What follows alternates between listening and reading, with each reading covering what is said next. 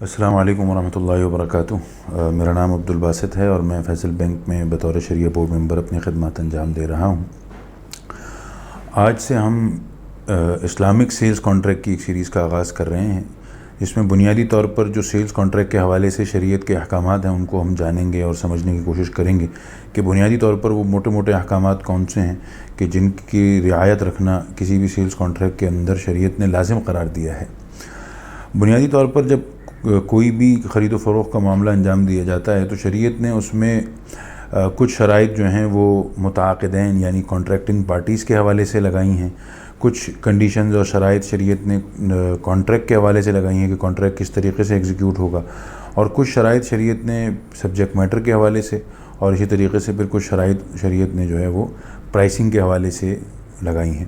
یعنی اگر ہم اس کو مزید آسان کریں تو یعنی 4 طرح کی ہمارے پاس چیزیں ہیں جن کو ہم کسی بھی سیلز کانٹریکٹ میں دیکھتے ہیں۔ ایک تو یہ کہ سیلز کانٹریکٹ کو ایگزیکیوٹ کرتے ہوئے جو ورڈنگ آف کانٹریکٹ ہے وہ کیا رہی، اور پھر کانٹریکٹنگ پارٹیز کو ہم دیکھتے ہیں کہ کانٹریکٹنگ پارٹیز کے بارے میں شریعت نے کیا شرائط لگائی ہیں، اور پھر سبجیکٹ میٹر اور پھر پرائسنگ۔ تو ہماری کوشش ہوگی انشاءاللہ کہ ایک ایک ٹاپک کو لے کر جو ہے وہ تو کچھ بنیادی باتیں آپ کے سامنے عرض کریں۔ تو آج جو بات ہمیں آپ کے سامنے ذکر کرنی تھی وہ ورڈنگ آف کانٹریکٹ کو لے کر ہے کہ جب سیلز کانٹریکٹ ایگزیکیوٹ ہوگا تو شریعت نے اس کی ورڈنگ کو آفر اینڈ ایکسیپٹنس کہا، یعنی ایجاب اور قبول، کہ یعنی جو چیز آدمی خریدنا چاہتا ہے یا بیچنا چاہتا ہے تو اس کی طرف سے جو پیشکش ہوگی اس کو شریعت آفر کہتی ہے، اور پھر اس آفر کو جو قبول کرے گا اس کو ایکسیپٹنس کہتے ہیں۔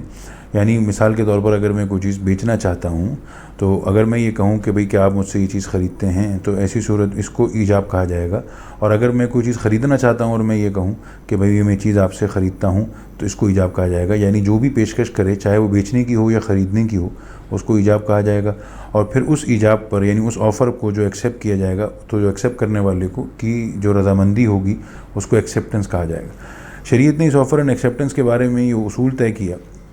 کہ آفر اینڈ ایکسیپٹنس جو ہوگی وہ امیجیٹ ہونی چاہیے اور وہ پریزنٹ ہونی چاہیے، یعنی وہ فیوچر بیس نہیں ہو سکتی کہ میں خریدوں گا یا وہ کہیں گے میں بیچوں گا، یہ نہیں ہوگا، بلکہ اس کی جو زبان ہے وہ ماضی کے الفاظ کے ساتھ ہوگی، یعنی اس طریقے سے ہو کہ بھئی میں خریدتا ہوں یا میں نے خریدا یا میں بیچتا ہوں یا میں نے بیچا، اور اسی طریقے سے اس کے اندر کوئی شرط بھی نہیں ہوگی، وہ شرائط سے بھی خالی ہوگی، کیونکہ شریعت نے عمومی طور پر یہ کہا ہے کہ ایجاب و قبول یعنی جو سیل کانٹریکٹ ہے وہ کسی بھی قسم کی کنڈیشن سے خالی ہونا چاہیے۔ البتہ اس میں جو بعض تفصیلات ہیں پھر وہ آگے سیریز میں انشاءاللہ ہم مزید اس پہ تفصیلی گفتگو کریں گے۔ تو بنیادی طور پر جو ایجاب و قبول ہو وہ ایسا ہونا چاہیے کہ وہ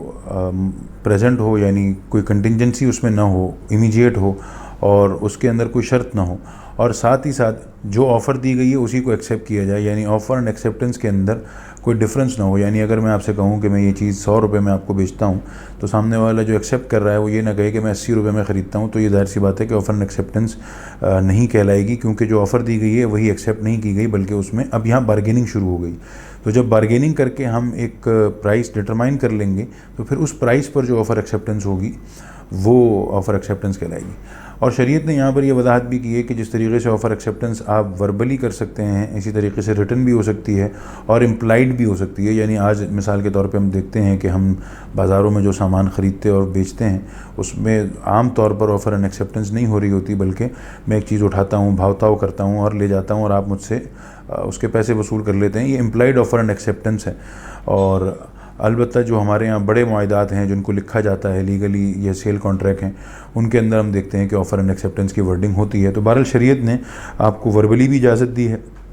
اور ریٹن کے اندر بھی آفر اینڈ ایکسیپٹنس کی اجازت دی ہے، اور امپلائڈ کی بھی آفر اینڈ ایکسیپٹنس کرنے کی اجازت دی ہے۔ اور ساتھ ہی ساتھ کانٹریکٹ کے حوالے سے شریعت نے یہ بات بھی کی ہے کہ وہ امیجیٹ ہو، کنٹینجنٹ نہ ہو، اور اس میں کوئی کنڈیشن بھی نہ لگائی جائے۔ اور یہ بھی شاید ساتھ آفر اینڈ ایکسیپٹنس میں ہے کہ جب آفر دی جائے تو اس کے بعد عام طور سے جتنا وقت لیا جاتا ہے اتنے ہی وقت کے اندر ایکسیپٹنس آ جائے۔ یعنی ایسا نہ ہو کہ آج اگر میں کوئی چیز خریدنے کے لیے آپ کو آفر دیتا ہوں تو آپ 3 دن بعد، 4 دن بعد، 5 دن بعد، 10 دن بعد اس کا جواب دیں۔ تو شریعت نے یہ کہا کہ عام طور سے جو چیز خریدی جاتی ہے اس میں جتنا وقت سوچ بچار کے لیے لیا جاتا ہے اتنا وقت کے اندر ایکسیپٹنس کا جواب ایکسیپٹنس آ جانی چاہیے، تاکہ یہ بات طے ہو سکے کہ جو آفر کی گئی ہے اور ایکسیپٹنس جو ہوئی ہے وہ ایک ہی مجلس میں ہوئی ہے۔ اس کو بھی شریعت نے ضروری قرار دیا ہے۔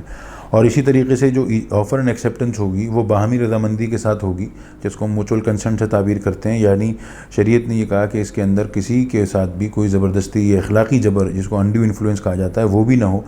بلکہ عام باہمی رضامندی، آزاد رضامندی ہو کہ میں بیچنا چاہتا ہوں اپنی مرضی سے، اور وہ جو سامنے والے شخص ہیں وہ خریدنا چاہتے ہیں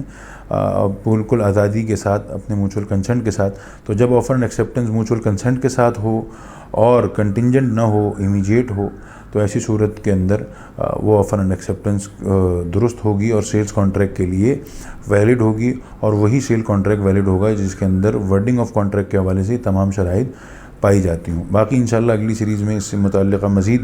جو شرائط ہیں، کنڈیشنز ہیں دیگر ایلیمنٹ سے متعلق، وہ پھر انشاءاللہ اگلی سیریز میں آپ کے ساتھ ڈسکس کریں گے. وآخر دعوانا ان الحمد للہ رب العالمین.